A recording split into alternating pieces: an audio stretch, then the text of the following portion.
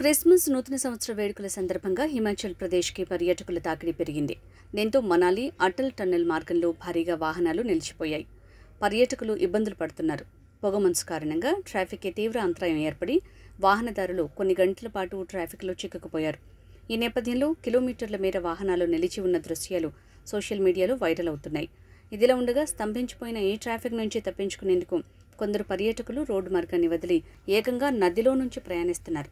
ఇందుకు సంబంధించిన వీడియోలు ప్రస్తుతం సోషల్ మీడియాలో వైరల్ అవుతున్నాయి. హిమాచల్ ప్రదేశ్లోని లహల్ వ్యాలీలో గల చంద్ర నదిలో నుంచి కొందరు ప్రయాణికులు సోమవారం సాయంత్రం థార్ ఎస్యూవీలో ప్రయాణించారు. ఆ సమయంలో నదిలో నీటి మట్టం తక్కువగా ఉండటంతో వారికి ఎట్లాంటి ప్రమాదం జరగలేదు. అయితే పర్యాటకుల తీరుపై స్థానికుల నుంచి పెద్ద ఎత్తున విమర్శలు వెలువడుతున్నాయి. ఈ విషయంపై స్పందించిన పోలీసులు ఆ వాహనానికి భారీ చలానా విధించారు. దీనిపై స్థానిక ఎస్పీ మాట్లాడుతూ చంద్ర నదిలో థార్ వాహనాన్ని డ్రైవింగ్ చేసుకుంటూ వెళ్లిన ఘటనకు సంబంధించి తగిన చర్యలు తీసుకున్నామని అన్నారు.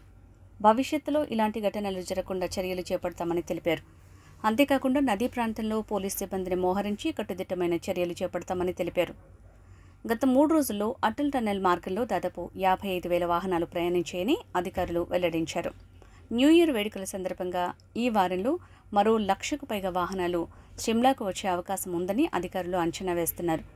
దీనిపై రాష్ట్ర ముఖ్యమంత్రి సుఖ్వీందర్ సింగ్ సుఖు స్పందిస్తూ పర్యాటకులకు ఎలాంటి ఇబ్బందులు కలగకుండా ఏర్పాట్లు చేస్తున్నట్టు తెలిపారు. మళ్లీ ఇలాంటి చర్చలు జరగకుండా తగిన చర్యలు తీసుకోవాలని అధికారులకు సూచించారు.